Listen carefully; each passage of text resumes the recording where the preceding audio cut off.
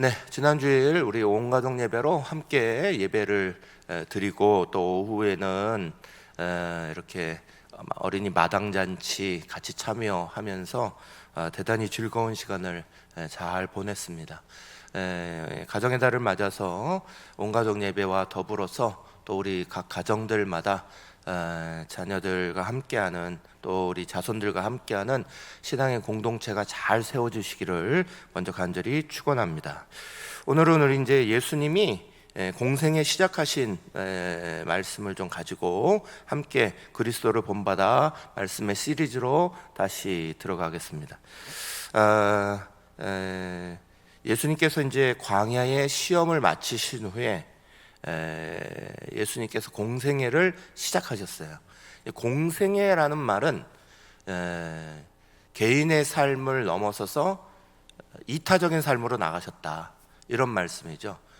선한 사역, 또 구원의 사역, 이 사역의 자리로 시작하시고 나가셨다. 우리도 우리의 삶의 자리 안에서 우리 자신에게만 딱 머물러 있는 자리가 아니라 우리 자신의 자리를 넘어서 선한 일, 하나님이 기뻐하시는 일, 또 여러 사람을 구원케 하는 일로 우리의 삶의 자리를 이끌어 나가야 합니다. 오늘 우리의 삶이 힘들고 어렵다고 제자리에만 이렇게 머물러 있으려 하지 마시고 그 자리를 넘어서 예수님이 그러하셨던 것처럼 우리도 그리스도를 본받아 다른 사람을 위하고 하나님의 앞에서 선한 일들, 구원의 역사 이루어낸 일들, 이런 일들을 향하여 발걸음을 옮겨나갈 수 있는 믿음이 있으시기를 간절히 축원합니다. 사람들은 예수님이시니까 라고 자꾸 핑계를 댑니다. 예수님이시니까 그렇게 했죠. 예수님이시니까 그렇게 하실 수 있는 거죠. 근데 오늘 우리가 제목에 이렇게 지금 공생애처럼 우리도 시작해야 됩니다, 이게 제목이 아니라 그 앞에 그리스도를 본받아 7번째, 이게 이제 제목 같이 붙어 있는 거예요. 그리스도를 본받아 우리가 시리즈를 계속 말씀을 나누고 있어요. 그리고 우리의 삶의 중요한 부분이 그리스도는 우리의 본이 되신 거예요. 예수님만 그렇게 하시고 만 게 아니라 우리가 예수님을 따라 그렇게 살아갈 수 있다 하는 것들을 우리 가운데 항상 보여주신 거예요. 그래서 높고 높은 하늘 보좌 버리시고 인간의 몸을 입고 우리 가운데 오신 거고, 사람의 몸으로 어떻게 그것들을 극복하고 살아가셨는지도 다 보여주신 거예요. 오늘 예수님께서 이제 공생애를 시작하시는 그 이야기를 또 가만히 말씀 묵상해 보면 예수님도 이것이 결코 쉬울 때 시작한 게 아니다, 편하고 잘 준비되어 있는 것에서부터 출발하신 게 아니다 하는 것을 우리가 알게 됩니다. 오늘 말씀 같이 보겠습니다. 본문 12절, 마태복음 4장 12절 말씀을 제가 읽겠습니다. 예수께서 요한이 잡혔음을 들으시고 갈릴리로 물러가셨다가, 아멘. 오늘 말씀에 보면 요한이 잡혔음을 들으시고 이렇게 시작하고 있습니다. 그러니까 예수님의 공생애의 시작은 세례 요한이 잡혔다는 소식부터 시작됐어요. 마태복음과 마가복음, 누가복음, 공간복음은 예수님의 주 활동 무대를 갈릴리로 이야기하고 있습니다. 갈릴리 중심으로 말씀을 기록해 놨어요. 요한복음만 유대 지방을 중심으로 하는 것처럼 이렇게 기록이 되어 있는데, 마태복음은 분명하게 갈릴리 사역이 주요 사역이에요. 근데 그 갈릴리 사역으로 예수님께서 내려가신 이야기 앞뒤에는 아주 중요한 이야기가 써 있어요. 마태복음은 세 부분으로 주로 나눌 수 있어요.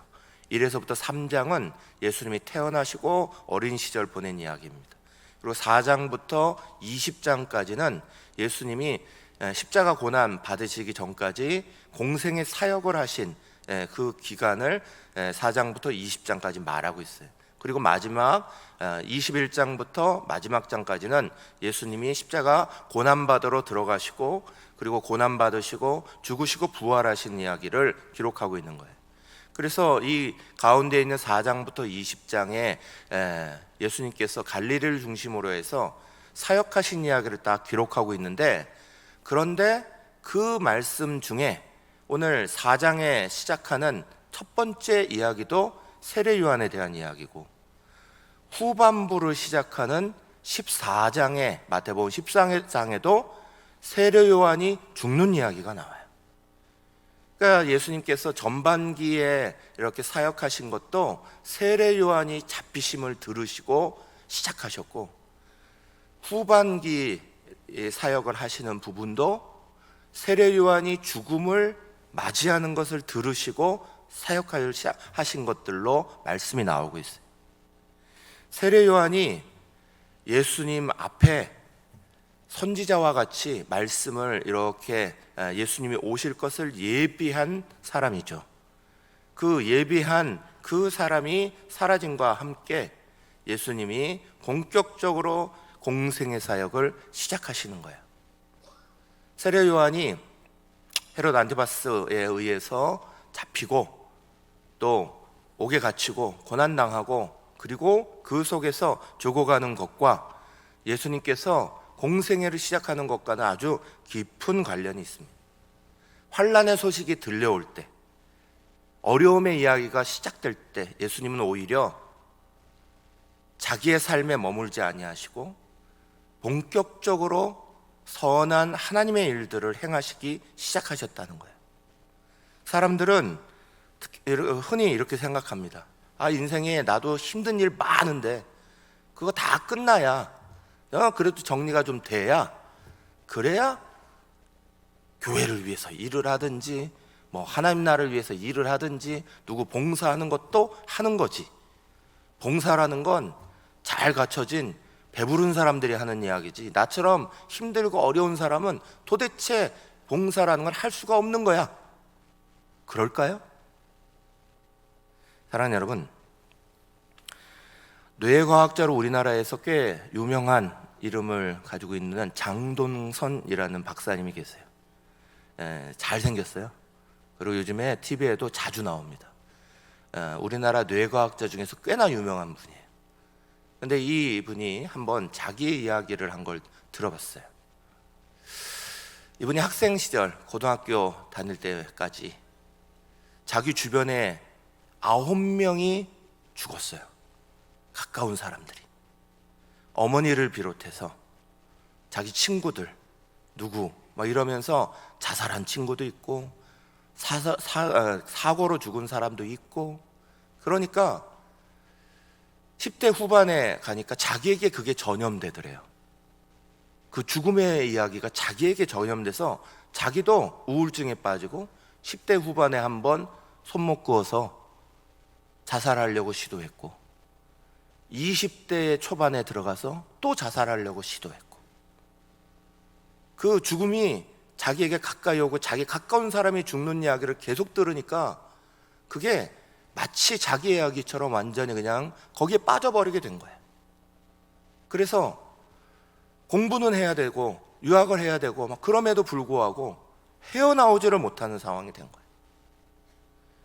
거기에 마침 아주 자기를 사랑하는 친한 친구가 있었대요.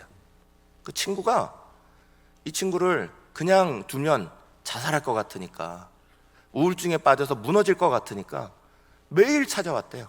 와서 운동하러 나가자, 밥 먹으러 가자, 좋은 데 여행 가자. 1년 반을 매일마다 그랬다는 거예요. 그런데 못 헤어나왔대요. 친구가 그렇게 자기를 사랑해주면서 돌봐주는데도 빠져나오지를 못하겠더래요. 계속 피폐해지고 계속 무너지고. 근데 이 친구가 1년 반 지나고 나서 봉사하러 가자 그러더래요. 그래서 자기 친한 친구지만 화를 냈대요. 내가 지금 이 모양인데 무슨 봉사냐, 뭔 봉사를 하러 가, 뭔 나눔을 하러 가, 화를 냈대요. 근데 자기를 워낙에 잘해주던 친구니까 그 친구를 따라서 봉사를 나간 거예요. 봉사를 나가고 6개월 만에 자기 안에 있던 우울증, 어두운 문제를 다 해결해 버렸대요. 행복을 찾고 기쁨을 찾고 다 찾았다는 거야. 이분이 뇌과학자예요. 그래서 그걸 과학적으로도 설명해요. 자기 안에 다운되고 무너졌던 것들이 오히려 남을 위해서 봉사하니까 안에 뇌 속에 특별한 기능들이 작용된다는 거예요. 다 벗어나게 한다는 거예요. 그런데 그걸 성경은 이미 말씀하고 있어요. 우리의 삶에 어렵고 힘든 문제가 가득 있다고 하나님 나라를 위해서, 교회를 위해서, 다른 사람을 위해서 선한 일을 못하느냐? 아니에요. 예수님은 세례 요한의 환난의 소식을 딱 들으면서 그 소식 속에서도 시작하셨듯이 우리도 마찬가지예요. 잘 나가던 고속도로에 자동차가 막 달려가다가 트래픽을 탁 만나게 되면 자동차가 막 정체하잖아요. 뭔 일인지도 모르고 다 서야 되는 거예요. 그러면 일본은 신호등 기술자가 쫓아온답니다. 막 그것부터 고친대요. 미국은 교통경찰부터 쫓아온대요. 그래서 교통경찰이 막 정리해 준대요. 한국은 어떨까요? 한국은 뻥튀기 1,000원, 호두과자 2,000원, 옥수수 3,000원 그거 목에 걸고 있는 사람이 쫓아온다는 거예요. 한국은요, 한국 사람은 참 어떤 상황들 속에서도 다 먹고 살고 이겨내는 힘이 강해요. 우리는 우리가 가지고 있는 것보다 훨씬 더 의지가 강해요. 그 의지와 그 정신력으로 우리는 열심히 일어나왔고요. 우리를 힘들게 하고 어렵게 하는 그 상황들 속에 오늘도 예수님의 말씀을 믿으면서 또다시 나는 힘들지만 주님이 그렇게 하셨다니까 나도 오늘 그 모습을 따라갈 수 있어 힘을 내실 수 있는 줄 믿으시기를 간절히 축원합니다. 어떤 환난을 딱 당하면 영적인 사람들과 육적인 사람이 딱 갈라져요. 영적인 사람은 괴로운 일, 힘든 일이 다 겪잖아요. 또 갈등 어떤 사람하고 막 겪으면 주여 주여 하면서 내 탓입니다 이렇게 말하는 사람이 영적인 사람이에요. 그런데 육적인 사람은 죽여 죽여 그러면서 네 탓이요 그런 사람이 육적인 사람이에요. 하나님은 영적인 사람을 기뻐하시고 좋아해요. 우리의 문제 그거 안에 머물지 마시고요. 오늘 우리에게 여러 가지 어려움이 다가온다고 그 안에서 아무것도 못해 그렇게 자포자기하면 안 돼요. 지난 주간에도 참 안타까운 소식을 들었어요. 여러분 다 들으셨을 거예요. 멀리 있지만 가까운 소식처럼 들린 이야기, 텍사스에 총기 사고가 벌어졌어요. 앨런 프리미엄 아울렛이라는 한인들이 많이 가는 거기에서 인종차별과 관련된 총기 사고 같다 이런 이야기가 들리죠. 그래서 9명이 현장에서 죽었어요. 9명 현장에서 죽었는데 그 중에 3명이 한국인이었어요. 변호사 부부 그리고 그 둘째 갓난 아이, 첫째 5살 난 아이는 간신히 살아서 병원에 중환자로 들어갔어요. 그때 인터뷰하는 사람들이 한인들이 그렇게 말하는 거예요. 이 총기 사건이 우리 가까이 있는 것을 느꼈어요. 그러는 거예요. 미국에서 올해 한 해만 총기 사건이 지금 5월 초인데 4월 달까지 200건이 터졌대요. 한 달에 50건씩 터지는 거예요.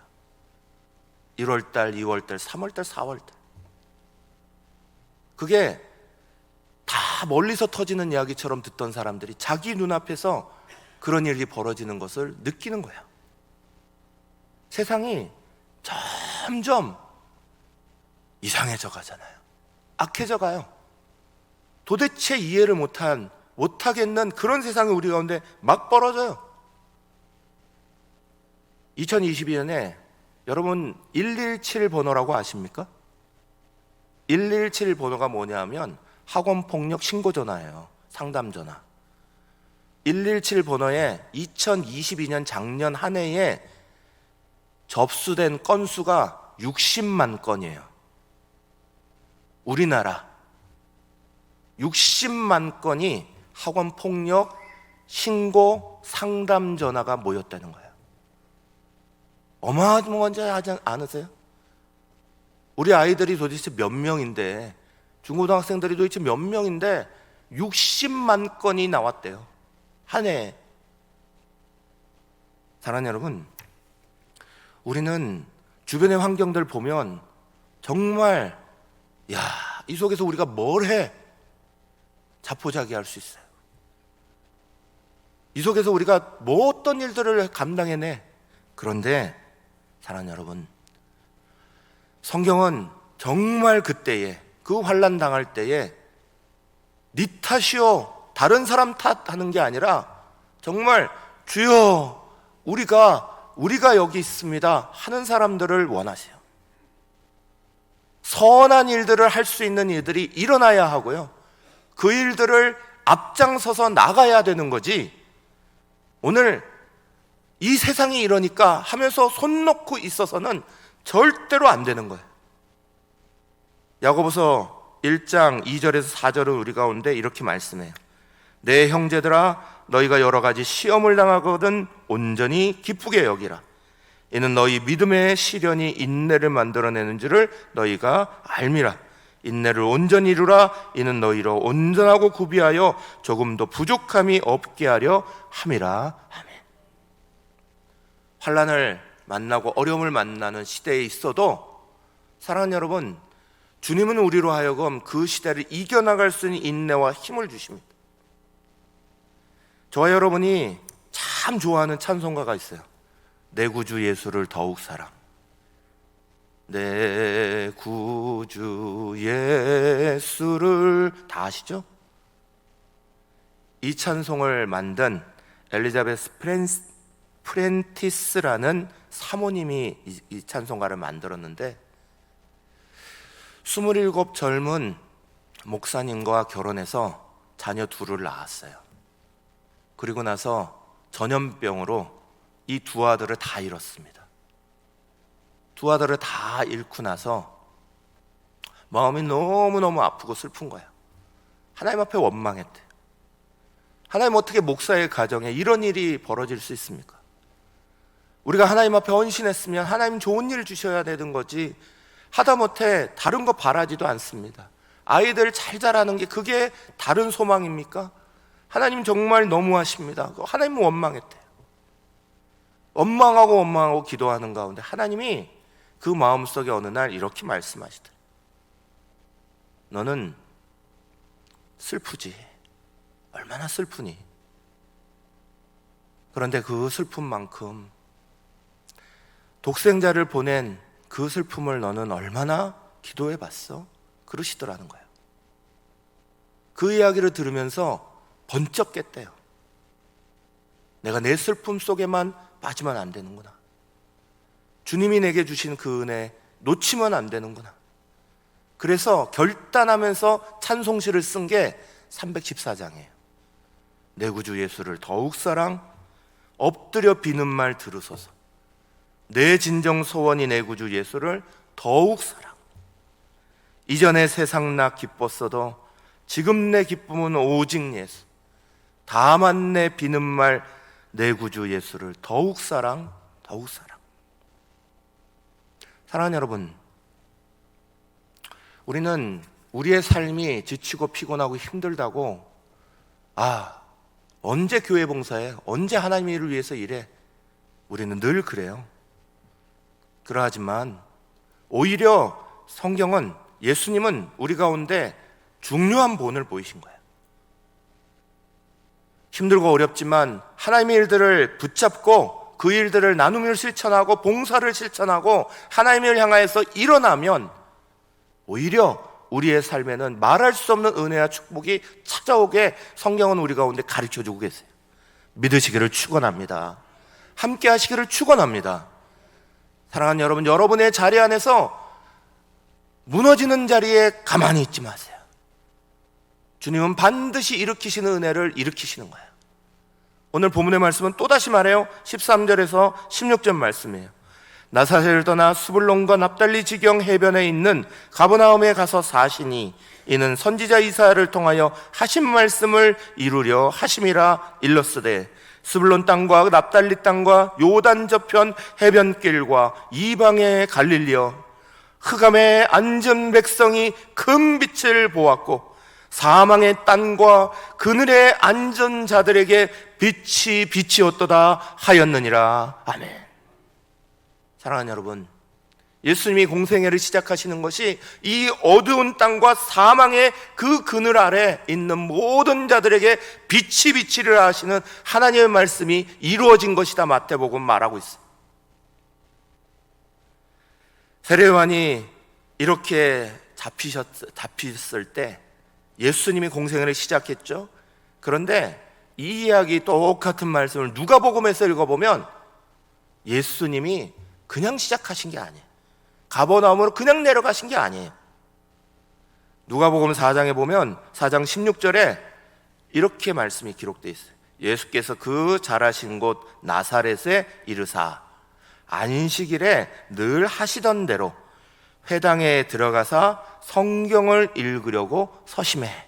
여기 우리 공동체 성경 읽기 하듯이 예수님이 회당에 딱 들어가셔가지고 앞에서 먼저 읽으시는 거예요. 나머지 사람은 들으시고 듣고 그 말씀을 다 읽는 것을 하고 나서, 그리고 나서 사람들에게 이 말씀이 오늘 이루어지기 시작했다 선포하셨어요.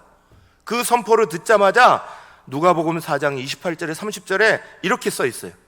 회당에 있는 자들이 이것을 듣고 다 크게 화가 나서 일어나 동네 밖으로 쫓아내요. 그 동네가 건설된 산 낭떠러지까지 끌고 가서 밀쳐 떨어뜨리고자 하되 예수께서 그들 가운데로 지나서 가시니라 기록하고 있습니다. 복음이 선포됐는데 너희는 이제 해방될 거다 하시는, 너희의 모든 것들이 마음이 풀려날 거다 하시는 것이 선포됐다, 오늘 이루어진다 그랬는데 나사렛 사람들은 오히려 신성모독으로 받아들였어요. 예수님을 낭떠러지 끝까지 몰고 가고 떨어뜨리려고 그랬어요. 그 자리를 지나시며 예수님이 누가복음 4장 31절에 보면 거기서 갈릴리의 가버나움 동네로 내려오사 이렇게 기록되어 있는 거예요. 나사렛을 떠나신 거예요. 그것으로 인해서. 그러면서 안타까운 마음을 누가복음 4장 24절에 남기셨어요. 선지자가 고향에서는 환영을 받는 자가 없느니라 그렇게 남기셨어요. 얼마나 안타까우셨는지 몰라요. 자기의 고향부터 복음이 전해져야 되는데 거기부터 말씀의 은혜를 받지 않는 것을 보면서 이 안타까운 말씀을 남기시고 그리고 나서 내려오신 거예요. 나사렛이라는 동네가 예수님이 복음 전하니까 막 환영하시면서 예수님 그릇 잘하셨습니다 해준 게 아니에요. 예수님이 복음을 전하니까 오히려 예수님을 낭떠러지 끝에 가서 몰아서 떨어뜨리려고 했다는 거예요. 그런데 중요한 건 마태복음은 그 사건을 기록하지 아니하고 그럼에도 불구하고 700년 전에 예언된 이사야 9장 말씀이 지금 이루어지고 있다라고 기록하고 있는 거예요. 사랑하는 여러분, 잘 생각하셔야 돼요. 우리가 어려움 당하고 환난 당하고 괴로움 당하고 힘든 일을 당하니까 이걸로 뭐가 돼? 아무것도 안 되는 거지. 그런데 마태복음 기록한 것처럼 예수님이 나사렛에서 그렇게 어려움 당하시면서 나사렛을 떠나셨는데 그 떠나심으로 말미암아 하나님의 말씀은 이루어져 간다라고 말씀하고 있는 거예요. 우리가 오늘 우리의 삶의 자리 항상 우리는 좋은 것 받기를 바라죠. 그래야지만 하나님 말씀이 이루어진 거야 라고 생각합니다. 내가 잘 돼야지 하나님 말씀이 이루어진 거야. 내가 뭔가 잘 되고 뭔가 잘 열리고 그래야 하나님의 일이 열린 거야. 그런 게 아니에요. 하나님은 우리의 삶을 통해 전체를 통해 다 영광 받으시는 거예요. 저와 여러분은 하나님의 말씀이 이루어져 가고 하나님 말씀이 성취되는 것에 대하여서 우리 중심이 아니라 하나님 나라의 중심에서 생각할 줄 알고 볼 수 있는 은혜가 있으시기를 간절히 축원합니다. 세상은 나 중심으로 움직이는 게 아니에요. 그건 죄악에 쌓인 우리 모습이에요. 세상은 하나님 나라 중심으로 움직여야 하는 거예요. 그리스도인들의 삶의 중요한 자리는 하나님 나라 중심으로 움직여야 하는 거예요. 하나님 말씀이 성취되어 가고 하나님 말씀이 이루어져 가고, 그게 우리의 보람이고 우리의 기쁨이어야 되는 거예요. 그러기 위해선 의지도 필요하고 힘도 필요한 거예요. 말씀대로 살아가면 그것을 이룰 수 있다는 믿음이 분명하게 필요한 거예요. 사람들이 돼지가 목이 짧아서 하늘을 못 쳐다본다 그랬대요. 그러니까 돼지가 화가 났어. 누우면 되지? 그리고 탁 자빠지더니 하늘이 잘 보이네 이러더래요. 머리가 많이 벗겨지신 분한테 사람이 놀려요. 머리가 벗겨졌으니까 거기에다가 머리끈을 할 수가 없겠네? 머리띠 못하겠지? 그러니까 이분이 테이프 붙이면 되지? 그리고 스카치 테이프를 탁 붙이더라는 거예요. 한국에 안 되는 게 어딨어요? 대한민국에 안 되는 게 어딨니? 우리가 농담처럼 얘기하잖아요. 사랑하는 여러분, 말씀대로 살아가는데 안 되는 게 어딨어요? 하나님 말씀 안에서 모든 것을 할 수 있느니라 주님은 말씀하시는데요. 하나님 주시는 능력 안에서 모든 것을 할 수 있느니라 주님 우리 가운데 가르치시는데요. 왜 우리는 자꾸 우리의 의지를 나타내려 하지 않아요? 특별히 선한 의지를 쓰려고 하지 않아요?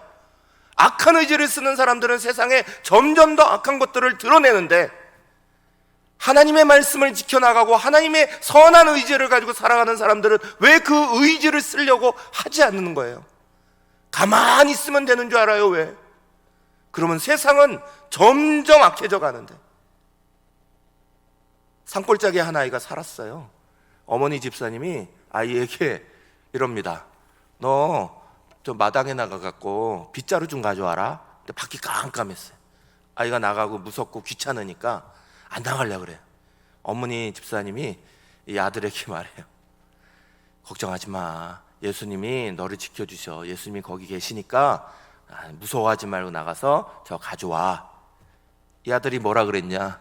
문을 탁 열더니 예수님 거기 계신 거 알아요. 빗자루 좀 갖다 주세요. 그러더래요.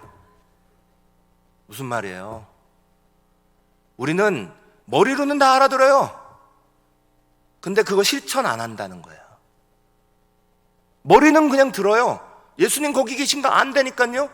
그런데 거기 자리로 나가려고는 안 해요. 사랑하는 여러분, 하나님의 말씀이 살아 역사하시는 말씀이 되려면 하나님의 사람들이 움직여야 되는 거예요. 그냥 만들어지는 게 아니에요. 하나님의 역사 만들어지길 원한다면, 우리의 가정에 하나님의 역사가 만들어지길 원한다면 믿음을 가진 부모들이 움직이셔야 되는 거고요. 우리 사회에, 우리의 이웃에게 하나님의 역사가 이루어지길 원한다면 그 의지를 가지고 움직여야 되는 거예요. 내 직장이 하나님이 원하시는 기뻐하는 자리가 되려면 그 자리를 향해서 움직여야 되는 거예요. 약속하신 말씀을 믿고, 환난 가운데도 하나님의 말씀은 예수님한테도 반드시 응답되었듯이 우리에게도 반드시 응답될 줄 믿으시기를 간절히 바랍니다. 어떻게 사랑해요? 요한복음 13장 34절 35절 말씀하잖아요. 새 계명을 너희에게 주노니 서로 사랑하라. 내가 너희를 사랑한 것 같이 너희도 서로 사랑해라 그러셨어요. 너희가 서로 사랑하면 이로써 모든 사람이 너희가 내 제자인 줄 알리라 그러셨어요. 사랑을 어떻게 해야 되는지 우리 마음대로 하는 거 아니에요. 예수님이 우리를 사랑하신 것처럼 하라 그러셨어요.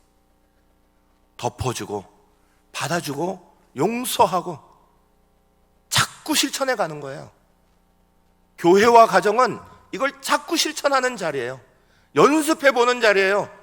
받아줄 수 있는 대로 받아주고, 마치 연습장에 빽빽하게 영어 단어 옛날에 써서 그 영어 단어 열심히 쓴 다음에 외워가지고 시험 보러 가서 탁 100점 맞는 것처럼, 교회와 가정은 또다시 용서하고 또다시 사랑하고 또다시 훈련하고, 그거 가지고 세상을 나아가서 그렇지 못한 곳에 그걸 실천해 가는 거예요. 예수님이 내게 행하신 것처럼. 사랑하는 여러분, 의지를 가지시고 말씀을 믿으시기를 간절히 축원합니다. 예수님이 자기의 삶에 멈추지 않으셨어요. 공생애를 시작하신 것처럼 저 여러분도 우리의 삶의 자리만 들여다보고 있지 마십시다. 그걸 넘어서 하나님이 원하시는 자리, 하나님이 이루고자 하시는 자리로 발걸음을 옮겨나갈 수 있는 믿음이 있으시기를 간절히 축원합니다. 그 자리가 어디냐? 예수님 마지막에 이렇게 선포하세요. 17절 말씀, 이때부터 예수께서 비로소 전파하여 이르시되 회개하라, 천국이 가까이 왔느니라 하시더라. 아멘. 이게 예수님의 첫 번째 설교예요. 예수님의 첫 번째 설교는 회개하라, 천국이 가까이 왔느니라예요. 예수님의 첫 번째 설교와 예수님의 마지막 설교가 예수님에게도 제일 중요한 거예요. 우리에게도 그렇잖아요.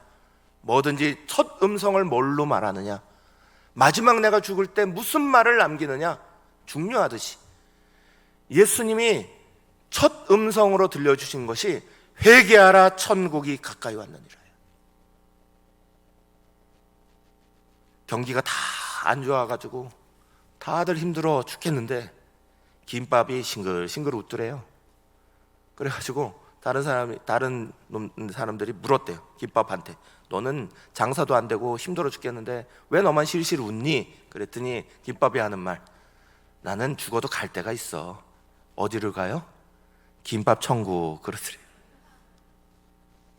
김밥은 천국 갈 데가 있대요. 그러니까 즐겁대요. 우리는 오늘 우리의 삶의 자리를 마감해도 분명하게 들어갈 자리가 있는 사람들이에요. 힘들고 어려운 대로 그냥 무너지고 넘어지고 답답한 마음을 가지고 끝날 사람들이 아니에요. 사랑하는 여러분, 아까 장돈성 박사 이야기를 해드렸죠.